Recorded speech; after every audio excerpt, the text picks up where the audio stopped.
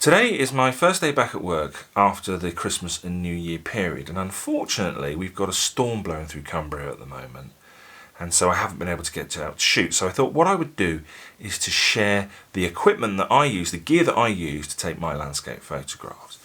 And so let's just kind of get on with it, shall we? So let's start with my camera body. This is a Canon 6D. It's a Mark 1. Now this camera was released in November 2012, so this is 7-year technology, and it's a Canon, so it's probably 15-year-old technology now. But I bought my camera in September 2015, so I've been shooting with it for 4 years. And let's not forget that when this camera was released, it had the highest dynamic range of any Canon camera at the time. Now the reason I bought it was because it is full frame.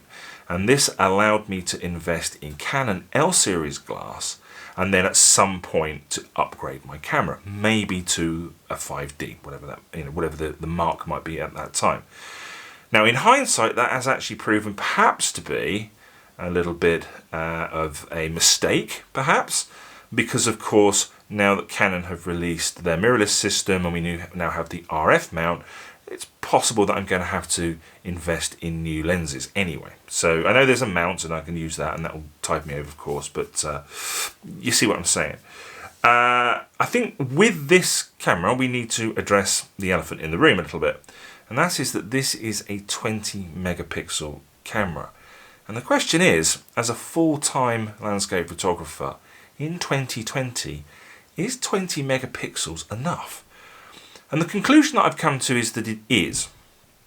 You see, if we're honest, the whole purpose of my photography is to attract people to the Lake District to come and join me on a one-to-one or in a workshop. That is my business. And that is what my photography is for. It is there to give people the confidence that I'm a good enough photographer, that I can help them to improve their photography and or to show them around the Lake District and guide them to some of the best locations in the Lake District. And that means that the vast majority of my images are going to be seen at 1920 by 1080 pixels, and that's about 2 megapixels. So in actual fact, this thing is 10 times the camera that I really need.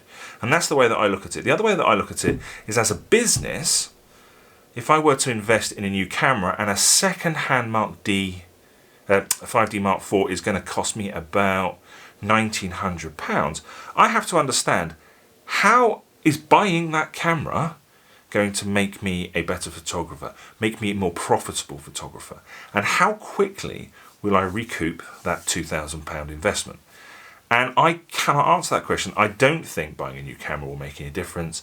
And I don't think that having that extra capability will allow me to do anything differently to generate income at the moment. Now, there is possible that if I were to move into some form of commercial videography, a 5D Mark IV, because it shoots 4K, might be useful. But that's not happening at the moment, and so I'm sticking with the 6D. So let's jump into lenses. So I have 3 lenses. This was the first lens that I bought. This is a Canon EF 24-70 f4L, and this is the camera that I bought with the body. So I've had this since September 2015, and I used this was my only lens for about 2 years, and I love this lens. It's my favourite lens, and it's still my go-to lens. It's the lens that spends most time on the camera, and the reason for that is quite simple. My style of photography, certainly when I first started YouTube, was very simple, and I didn't use an awful lot of foreground, and so traditionally I would shoot at 28mm, 35mm or 50mm. So this lens covers that complete range. Absolutely perfect for me. As I started to get a little bit more adventurous, I wanted a lens that would bring distant subjects much closer to me. Again, not working with a lot of foreground interest, and so I went for the Canon EF 70-200 f4L, and this is a fantastic lens. Absolutely love it, but I probably don't use it as often as I would like. The other thing that I'm also finding more recently is this hasn't quite got the reach that I would like, and so we'll come back to what we're going to do about that a little bit later on. Then finally, The last lens that I bought, which I bought around March last year, is a 16-35 wide angle lens, and this lens I'm really starting to just learn how to use it. I am starting to include more foreground in my images as I try to create slightly more complicated images with a bit more depth, and so that's very, very helpful for that. But if I'm honest, I'm still learning how to get the most out of this lens. So that's lenses. Now the other most important bit for me is my tripod, and I shoot a lot on the tripod. Almost 100% of my shots are taken on tripod, and that is this. It is a Benro TMA 48 CXL, which trips off the tongue nicely. It is a 4-section carbon fibre tripod, and I have on it a Benro B2 ball head, and the ball head fits this L bracket that goes on my camera. Now the L bracket is absolutely fantastic. If you watch YouTube, if you only see my images on YouTube, you will only ever see landscape orientation images. The reason for that is what I want to do is I want to shoot for the platform that the images are going to be seen on. And so I want to fill the screen with my images. So you will only ever see pretty much landscape orientation shots on the YouTube video. But traditionally, I used to shoot the majority of my images in portrait orientation, and I still use portrait orientation for Instagram. I use a 8x10 crop on Instagram. And these L brackets are absolutely fantastic because they allow you to mount your camera in portrait orientation, and it's centered and it's balanced, and it gives you the full range of movement of your ball head even when you're in portrait orientation. So that's very useful. This L bracket is a bespoke L bracket built specifically for the 6D. It's another Benro thing. This thing was ridiculously expensive when it was launched, but because the 6D is an old camera and the 6D Mark II has a flip out screen, you can pick one of these up for about a tenner now. So that's what I did. Absolutely fantastic. Yeah, so back to the tripod. The reason I bought this tripod is because it extends above my head height. So I am about 195 centimeters tall, and this will extend with the center column up to about 210 centimeters. And that gives me the ability to really get my camera really nice and high and really change the angle. Now, one of the things that we teach is we try to get people to shoot much lower to the ground to change the perspectives and not always to shoot at head high. And this allows me to do that, but it also allows me then to get up and above. And sometimes this can be really helpful, particularly when you're looking for things like separation between reflections and things in the foreground. Being able to get a bit higher can sometimes help that. I've had this tripod getting on for a year now, and you know, it's okay. It's a bit bulky, it's a bit of a lump, and it is quite heavy to carry. But yeah, I'm fairly happy with it at the moment. Okay, so after my camera body, the biggest investment that I made in my photography equipment are my filters. I use Lee filters, and my investment is somewhere in the region of about £1,000. So my filters cost more than my tripod, and it costs more than any of my lenses individually. So I have a Lee system. I have a Lee foundation kit holder thingy bob with the ring on, and I have a circular polarizer on there, the Lee landscape polarizer, which is a 105mm polarizer, and that sits on my filter holder at all times. That never comes off, because it is a bit fiddly, a bit of a pain, and I use it all the time. If I don't want a lot of polarization, I just, you know, set it to the minimum. And so that's my filter holder. I then have a set of 150mm filters. So I carry 4 grads. I carry a 2-stop and a 3-stop soft edge grad, and a 2-stop and a 3-stop hard edge grad. I use my soft edge grads for my wide angle lens and my standard lens, and I use my hard edge grad for my telephoto lens. And the reason for doing that is because the longer focal length softens the graduation, and so you get a similar effect. If I do seascapes, which I don't do very often, then I will sometimes use the hard edge grad on the horizon there. So grads. I've also got a mist grad. I bought a Lee Filters mist grad, and I think I've used it once. Maybe a bit of a gimmick.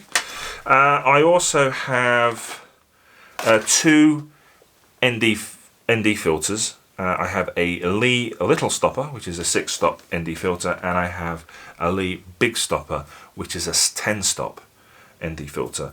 And I use those for doing long exposures. So when I want to get my exposures up above 30 seconds, something like that. What else? So I've got all that gear. So you need something to put it in. And my bag at the moment is this. This is a Mindshift Backlight 36L, 36 litre. And now, I've had problems with bags over the years. I've never been able to find the perfect bag.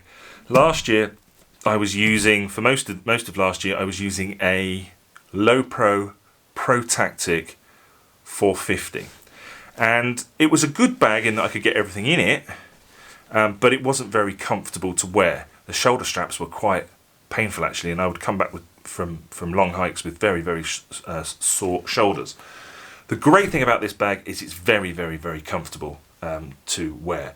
Now I actually bought this from a friend of mine out in the US.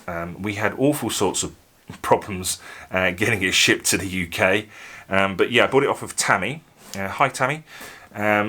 She is a small lady, I'm a big guy, and this bag was too big for her, so she sold it to me.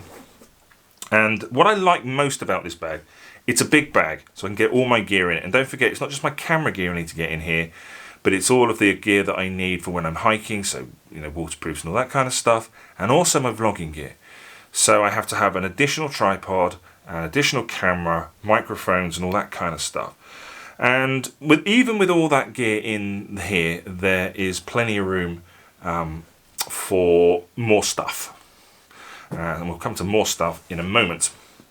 Now the great thing about this is that I can get that massive tripod attached to it. So this has a nice system for attaching the tripod to the back, and that allows me to mount that big Benro on the back of this. So yeah, let's talk a little bit about new gear. What am I going to buy next? So again, as I said before, as a businessman, all of the gear that I buy, it has to earn money. There is no point buying something if it isn't going to improve my photography or improve what I can do as a photographer, and therefore generate more income. Now, as photographers, we all have a little wish list. So what's on my wish list? As I said, I don't have any plans to change my camera body just yet. But I do have problems sometimes reaching very distant subjects with this lens that goes to 200mm. So I have a couple of options there. One is to look at the Canon 100-400 f4 to 5.6, I think it is, and that should double my range. That's quite expensive, I'll be honest with you. So perhaps another option for me might be to get a an extender for this 2 times. The downside of that is that it does cause you a drop in 2 stops of light. So if I'm shooting at f4, it's actually going to be f8 worth of light. Everything's on a tripod, so I don't know whether that's going to be a problem or not. But my big concern this year is what I'm going to do in the summer. Now, I find landscape photography in the Lake District during the summer very, very, very difficult. And so this summer I'm a bit concerned about what I'm actually going to do with my time. So definitely my plans for my first exhibition will probably be in the summer. I'll have a bit more time, I won't be out shooting so much, and the Lake District will be a lot busier, so there's a lot more potential customers. So that's what I'm thinking. But I'm also thinking of expanding my skill set and looking at doing more macro.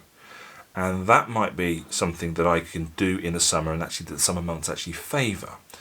And so what I'm looking at the moment, and trying to sum up whether or not it's an investment that I will be able to recoup, is a Canon EF 100mm macro lens.